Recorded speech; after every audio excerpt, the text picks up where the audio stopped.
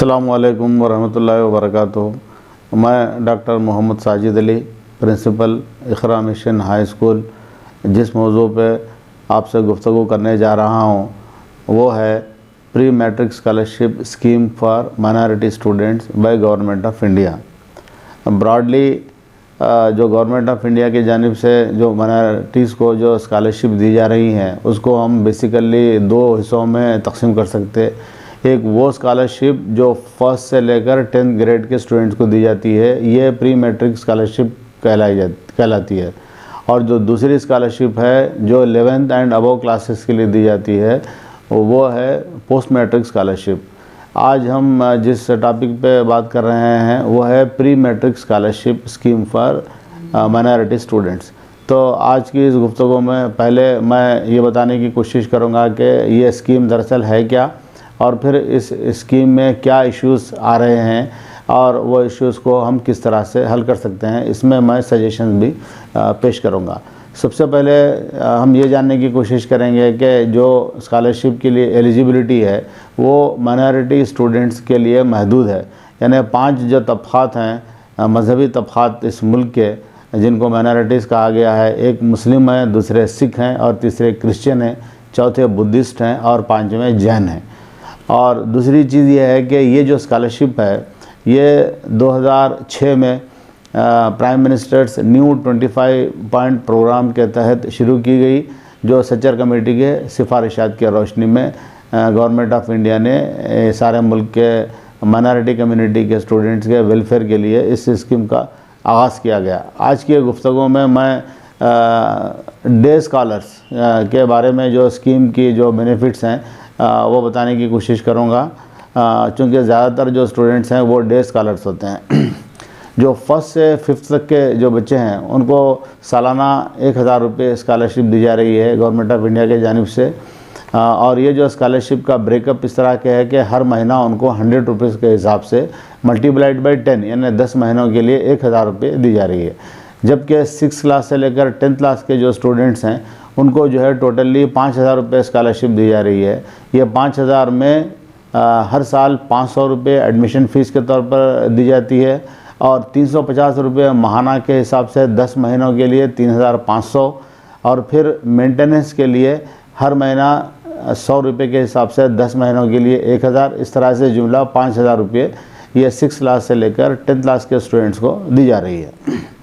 इस स्कॉलरशिप को हासिल करने के लिए जो एलिजिबिलिटी क्राइटेरिया है, एक तो बेसिक क्राइटेरिया ये है कि वो माइनॉरिटी कम्युनिटी से उस स्टूडेंट का ताल्लुक़ हो, और दूसरी एलिजिबिलिटी ये है कि पेरेंटल इनकम जो है लेस दैन 1 लाख हो सालाना, और तीसरी जो कंडीशन ये है कि वो स्टूडेंट ने प्रीवियस एग्ज़ामिनेशन में कम से कम 50% उसने हासिल किए हों। ये जो स्कॉलरशिप का जो अमाउंट जो डिसबर्समेंट है वो बच्चे तक पहले स्कूल के ज़रिए से पहुंचाया जाता था, यानी गवर्नमेंट ऑफ इंडिया की जानिब से स्कूल्स को चेक दिया जाता था और वो उसके ज़रिए से बच्चों की फ़ीस वगैरह पे होती थी। लेकिन जब से ये नेशनल स्कॉलरशिप पोर्टल बनाया गया है, इसको ऑनलाइन कर दिया गया है, यानी बच्चे या बच्चों की जानिब से कोई इसको ऑनलाइन जो है सबमिट करते हैं और इसका जो डिसबर्समेंट है वो डायरेक्ट जो है स्टूडेंट्स के अकाउंट में होता है, जिसको डीबीटी स्कीम कहा जाता है, यानी डायरेक्ट बेनिफिशियरी ट्रांसफ़र। डीबीटी के तहत बच्चों को ये स्कॉलरशिप की अमाउंट जो है मिल रही है। तो ये स्कॉलरशिप के बारे में मुख्तसर बयान करने के बाद अब मैं ये स्कॉलरशिप में जो इश्यूज़ हैं वो उसके बारे में और फिर उसका सोल्यूशन भी मैं पेश करने की कोशिश करूँगा। सबसे पहला जो मसला ये स्कॉलरशिप का है कि ये एक कोटा बेस्ड स्कॉलरशिप है। कोटा बेस्ड स्कॉलरशिप का मतलब ये है कि इंडिया के जितने भी स्टेट्स हैं वहाँ पर माइनॉरिटीज़ के आबादी के हिसाब से एक कोटा मुकर्रर किया गया है, यानी मुसलमानों के लिए इतना और सिखों के लिए इतना और क्रिश्चियंस के लिए इतना, और वो स्टेट में जो माइनॉरिटीज़ का जो आबादी है वो आबादी के लिहाज से डिवाइड किया गया है। तो कोटा बेस का मतलब ये होता है कि हर एलिजिबल स्टूडेंट को स्कॉलरशिप नहीं मिलती, बल्कि जो कोटा के हिसाब से ही जो फिक्स्ड कोटा होता है उस कोटे के हिसाब से ही मिलती है। तो पहली हमारा मुतालिबा या सजेशन ये है कि ये जो स्कॉलरशिप को कोटा बेस्ड के बजाय नीड बेस्ड बनाया जाना चाहिए, ताकि हर एलिजिबल माइनॉरिटी जो स्टूडेंट है वो स्कॉलरशिप का बेनिफिट उसको मिल सके। और ख़ास तौर से जब हम नेशनल सैम्पल सर्वे का डेटा अगर देखते हैं तो इस मुल्क में बहैसियत कौम मुसलमान सबसे पसमानदा कौम है, जिनकी यौमिया जो इनकम है वो 32.66% है। इससे अंदाज़ा लगाया जा सकता है कि मुसलमानों में जो है गुरबत किस कदर ज़्यादा है और किस हद तक उनको ये स्कॉलरशिप से जो है उनको बेनिफिट दिया जा सकता है। तो लिहाजा पहला हमारा मुतालिबा ये है कि ये स्कॉलरशिप जो स्कीम है वो कोटा बेस्ड नहीं बल्कि नीड बेस्ड होना चाहिए और हर एलिजिबल स्टूडेंट को ये स्कॉलरशिप मिलना चाहिए। और ख़ास तौर से जहाँ तक के तेलंगाना के आदाद व शुमार देखने से पता चलता है कि तेलंगाना में जो स्टूडेंट्स का जो ड्रॉप आउट रेट है, ख़ास तौर से मुस्लिम स्टूडेंट्स का, वो सारी कंट्री में सबसे ज़्यादा जो है ड्रॉप आउट रेट है, जिसको हम तर्क तालीम कहते हैं। और दूसरा जो एनरोलमेंट रेट है, यानी बच्चों का जो शरह दाखिला है स्कूलों में, वो भी जो है मुसलमानों का पूरी कंट्री में सबसे कम जो है हमारी रियासत में है। लिहाजा हमको इस तरफ तवज्जो देने की ज़रूरत है। अब मैं दूसरे मसले की जानिब आता हूँ कि जब से ये स्कॉलरशिप स्कीम शुरू की गई है, इसका जो क्वांटम है यानी जो मकदार है वो प्राइमरी स्टूडेंट्स के लिए यानी ग्रेड 1 से लेकर 5 के लिए सालाना 1000 रुपये और 6 से लेकर 10th के स्टूडेंट्स के लिए 5000 रुपये जो दी जा रही है उसको इन्हांस करने की ज़रूरत है। यानी गुज़िश्ता 15 सालों से वही मकदार दी जा रही है, जबकि इन्फ्लेशन रेट और कास्ट ऑफ लिविंग और स्कूल की फ़ीस में काफ़ी इजाफा हो गया है। तो लिहाजा दूसरा मसला ये है, दूसरा सजेशन ये है कि ये जो स्कॉलरशिप का जो क्वांटम है, मकदार है, इसको बढ़ाना चाहिए। तीसरा जो प्रॉब्लम है और इसमें इसके साथ साथ जो सजेशन मैं पेश करूँगा वो ये है कि हाई स्कूल के बच्चों को जहाँ पर मेंटेनेंस फ़ीस के साथ साथ उनको ट्यूशन फ़ीस के तौर पर 3500 रुपये और फिर हर साल एडमिशन के तौर पर 500 रुपये, इस तरह से 4000 रुपये और 1000 रुपये मेंटेनेंस, 5000 रुपये मिलते हैं। जबकि प्राइमरी के स्टूडेंट को सिर्फ 1000 रुपये मेंटेनेंस के मिलते हैं एक साल में। लिहाजा हमारी अपील ये है कि जिस तरह से हाई स्कूल के स्टूडेंट को ट्यूशन फ़ीस अदा की जा रही है, उससे कहीं ज़्यादा प्राइमरी स्कूल में चूँकि स्ट्रेंथ ज़्यादा होती है, तो लिहाजा प्राइमरी के स्टूडेंट्स को भी फ़ी का जो हिस्सा स्टूडेंट फ़ी है वो उनको भी इसमें शामिल किया जाना चाहिए। नेक्स्ट जो इशू उसमें जो स्कॉलरशिप में ये है कि अब आने वाले साल तालीमी साल से प्री प्राइमरी एजुकेशन को भी एक फार्मल एजुकेशन में शामिल कर लिया गया है। जो न्यू एजुकेशन पॉलिसी 2020 के तहत नर्सरी, LKG, UKG, जिसको हम प्री प्राइमरी क्लासेस कहते हैं, इसको भी जो है ये एजुकेशन में शामिल कर लिया गया। अदरवाइज़ पहले 10+2 सिस्टम था, अब जो सिस्टम अब राइज किया जा रहा है वो 5+3+3+4 है, यानी जुमला 15 साल की स्कूल एजुकेशन है। लिहाजा प्री प्राइमरी के स्टूडेंट्स को भी इस स्कीम का बेनिफिट मिलना चाहिए। लिहाजा हमारी गुजारिश है कि प्री प्राइमरी के स्टूडेंट्स को भी आइंदा तालीमी साल से स्कॉलरशिप की बेनिफिट पहुंचाई जाए। और पांचवा मसला ये है कि जो स्कॉलरशिप में दो तरह के कंपोनेंट हैं। जो प्राइमरी स्कूल के स्टूडेंट्स हैं उनको सिर्फ मेंटेनेंस दिया जाता है, जबकि हाई स्कूल के स्टूडेंट्स को मेंटेनेंस के साथ जो इनका बड़ा कंपोनेंट है 4000 रुपये का, वो है ट्यूशन फ़ीस का। हम ये देखते हैं कि चूँकि ये DBT स्कीम के तहत बच्चे के अकाउंट में जमा हो रही है, तो लिहाजा देखा जा रहा है कि पेरेंट जो है ये ट्यूशन फ़ीस स्कूल में पे करने के बजाय अनएकेडमिक एक्टिविटीज़ में ये पैसे सर्फ हो रहे और फिर बच्चों के जो फ़ी डिफ़ॉल्ट है स्कूल में वो जूँ का तो रह रहा। तो लिहाजा इसका जो पर्पज़ है स्कीम का, ये बच्चों की एजुकेशन को सपोर्ट करने का है। तो अक्सर ये देखा जा रहा है कि ये पेरेंट जो है ये अमाउंट को स्कूल की फ़ीस देने के लिए, वैसे सबके बारे में नहीं कहा जा सकता, लेकिन ज़्यादातर वालिदैन ये इस तरह से उसको एकेडमिक एक्टिविटी के लिए ट्यूशन फ़ीस के बजाय वो दूसरे एक्टिविटीज़ के लिए दूसरे एक्सपेंडिचर कर रहे हैं। तो लिहाजा इसमें एक सजेशन ये है कि इसका जो फ़ी कंपोनेंट है वो स्कूल के अकाउंट में ट्रांसफ़र किया जाए और जो मेंटेनेंस कंपोनेंट है वो बच्चे के अकाउंट में डायरेक्टली ट्रांसफ़र किया जाए। इस तरह की स्कीम ऑलरेडी जो है गवर्नमेंट ऑफ तेलंगाना फॉलो कर रही है पोस्ट मैट्रिक के लिए, इंटरमीडिएट हो या और उसके हायर क्लासेस हो। गवर्नमेंट ऑफ तेलंगाना क्या कर रही है, जो ट्यूशन फ़ी का जो कंपोनेंट है वो कॉलेज के अकाउंट में ट्रांसफ़र कर रही है और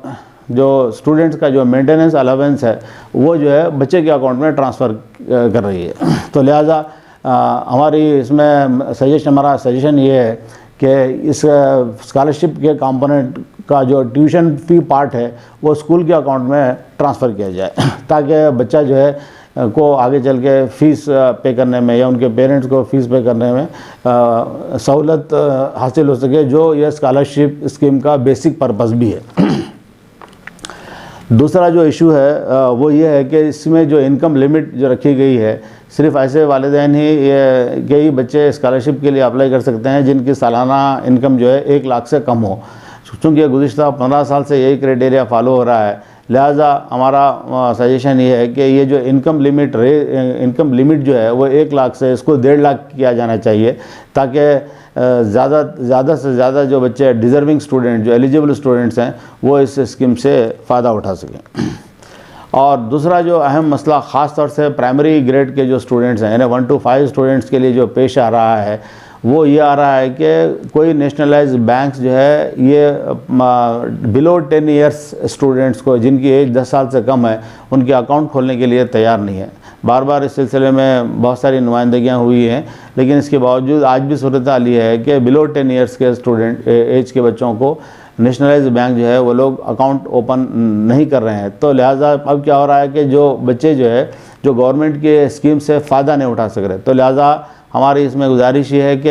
ऐसे बच्चों के अकाउंट पर इसरार करने के बजाय पेरेंट के अकाउंट में इसका जो डीबीटी किया जाए, और अगर वो फ़ी कंपोनेंट अगर है तो वो बच्चे का जो फ़ी कंपोनेंट है वो स्कूल के अकाउंट में ट्रांसफ़र किया जाए, ताकि जो बच्चे हमारे हैं वो जो है स्कॉलरशिप से जो बैंकिंग रूल्स की वजह से महरूम हो रहे हैं, तो लिहाजा इसमें इस्लाह रिफॉर्म किया जाए और पेरेंट के अकाउंट में अगर इसको शामिल किया जाए या फिर स्कूल के अकाउंट में ट्रांसफ़र किया जाए और स्कूल के ज़रिए से बच्चे तक ये फ़ीस का बेनिफिट पहुंचाया जा सके। और एक जो अहम मसला इसके अंदर वो ये है कि गवर्नमेंट ऑफ तेलंगाना ने बहुत साल कबल, यानी केसीआर साहब की हुकूमत आने के बाद, उन्होंने वादा किया था कि चूँकि ये कोटा बेस्ड स्कॉलरशिप है और हर एप्लीकेंट को स्कॉलरशिप नहीं मिलती और बहुत सारे बच्चे स्कॉलरशिप हासिल करने से महरूम रह जाते, तो लिहाजा हमारे सीएम साहब ने वादा किया था कि जो बच्चे यानी गवर्नमेंट ऑफ इंडिया की स्कॉलरशिप से महरूम हो जाएंगे, उनको स्टेट गवर्नमेंट इक्वल क्वांटम, यानी जो मकदार गवर्नमेंट ऑफ इंडिया जारी करती है, हम उन बच्चों को जो है स्कॉलरशिप जो है स्टेट की तरफ से देंगे। जैसे कि पोस्ट मैट्रिक स्कॉलरशिप में इंटर और हायर क्लासेस के लिए तेलंगाना गवर्नमेंट क्या करती है कि एक ही एप्लीकेशन फॉर्म होता है ऑनलाइन में, जो बच्चे पोस्ट मैट्रिक में अप्लाई करते हैं, जिन बच्चों को गवर्नमेंट ऑफ इंडिया की स्कॉलरशिप मिलती है वो मिल जाती है, लेकिन जो बच्चों को नहीं मिलती वो स्टेट गवर्नमेंट जो है वो स्कॉलरशिप देती है। तो लिहाजा हमारा सजेशन ये है कि स्कूल एजुकेशन में भी इस तरह से किया जाए कि जो बच्चे गवर्नमेंट ऑफ इंडिया की स्कॉलरशिप से महरूम हो रहे हैं, उनको स्टेट गवर्नमेंट जो है अपनी जानिब से, चूँकि ये केसीआर साहब का वादा भी था, इस वादे को उनको याद दिलाना चाहिए कि ये वादा वो उसको पूरा करें। अब आखिर में सवाल ये है कि चूँकि ये गवर्नमेंट ऑफ इंडिया की स्कॉलरशिप है और इसका ताल्लुक़ जो है गवर्नमेंट ऑफ इंडिया से है, रास्त तौर पर स्टेट गवर्नमेंट से नहीं है, लेकिन इसको कौन रिप्रेजेंट करे और कैसा रिप्रेजेंट करे, ताकि प्राइम मिनिस्टर्स के ऑफिस तक इसको मौसर तौर पर रिप्रेजेंट करने के लिए मैं यहाँ पर याद दिलाना चाहूँगा कि अभी 1-2 महीने पहले हमारे रियासत के जो सीएम हैं, उन्होंने बहुत कामयाब नुमाइंदगी की थी। वो नुमाइंदगी ये थी कि जो नेशनल रिक्रूटमेंट टेस्ट जो होते हैं रेलवे के या बैंकिंग के या और जो नेशनल लेवल के जो जॉब के लिए रिक्रूटमेंट टेस्ट जो होते हैं, वो सिर्फ इंग्लिश में या फिर हिंदी में हुआ करते थे। तो केसीआर साहब ने गवर्नमेंट ऑफ इंडिया से प्राइम मिनिस्टर को रास्त तौर पर उन्होंने एक लेटर लिखा था, जिसमें उन्होंने रिक्वेस्ट किया था कि इससे क्या हो रहा है कि जो रियासती लैंग्वेजेस हैं, तेलुगु हो, उर्दू हो या मराठी, कन्नड़ा, जितने भी जो स्टेट लैंग्वेजेस हैं, वो बच्चे नेशनल लेवल के रिक्रूटमेंट टेस्ट में वो पीछे पड़ जा रहे थे। तो लिहाजा गवर्नमेंट ऑफ इंडिया ने केसीआर साहब के सजेशन को न सिर्फ एक्सेप्ट किया बल्कि इमीडिएटली उसको इम्प्लीमेंट भी किया। तो लिहाजा हमारी उम्मीदें वाबस्ता हैं हमारी रियासती हुकूमत से कि वो अपने रियासत तेलंगाना के जो बच्चे हैं, ख़ास तौर से जो मुस्लिम कम्युनिटी के जो एलिजिबल डिज़र्विंग बच्चे हैं, जिनका एनरोलमेंट रेट बहुत कम है और जिनका ड्रॉप आउट रेट बहुत ज़्यादा है, तो उनको सपोर्ट करने के लिए, उनको एजुकेशन स्ट्रीम में बरकरार रखने के लिए जो बिला लिहाज जमात के वाबस्तगी के मैं जिन तक भी ये मेरी गुफ्तगू पहुँच रही है, उन सब से मैं अपील करूँगा, गुजारिश करूँगा कि वो केसीआर साहब के ज़रिए से एक लेटर जो है प्राइम मिनिस्टर को अगर पहुँचे सजेशंस को, और भी इसमें और सजेशंस भी शामिल किए जा सकते हैं, तो मुझे उम्मीद है कि वो इंशाअल्लाह न सिर्फ हमारे रियासत तेलंगाना के गरीब मुस्लिम बच्चों का फ़ायदा होगा, बल्कि इसके साथ साथ चूँकि ये गवर्नमेंट ऑफ इंडिया की स्कीम है, तो लिहाजा पूरे कंट्री के जो माइनॉरिटी स्टूडेंट्स हैं 5 कम्युनिटीज़ के, और ख़ास तौर से मुसलमान जिसका बड़ा कंपोनेंट है, उन सब का फ़ायदा होगा। इस उम्मीद के साथ मैं अपनी गुफ्तगू ख़त्म करता हूँ। शुक्रिया।